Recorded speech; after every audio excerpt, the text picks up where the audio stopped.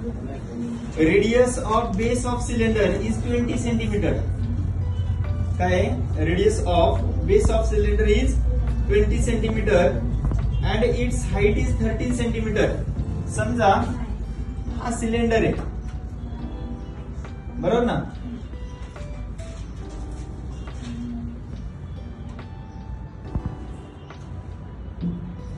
याचा base radius किती, याची ही झाली radius r is equal to किती 20 सेंटीमीटर आणि हाईट किती दिलेली त्यांनी, ही झाली H.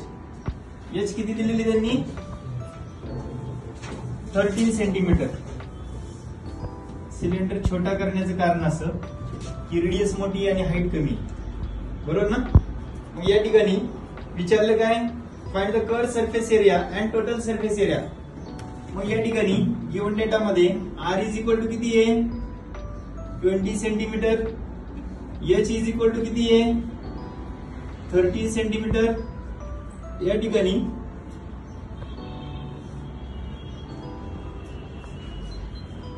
Curve surface area is equal to question mark आणि काय आहे total surface area is equal to question mark. Curve surface एरियाचा फॉर्म्युला काय आहे,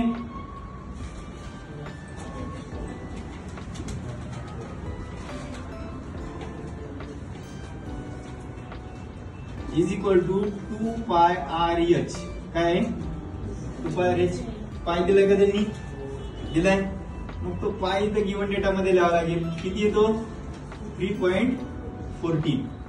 मग या ठिकाणी 2 इंटू किती 3.14 इंटू आर किती दिलेला आहे 20, एच किती दिलेला आहे 13. मल्टिप्लिकेशन करणं सोपं कसं होतं पहा.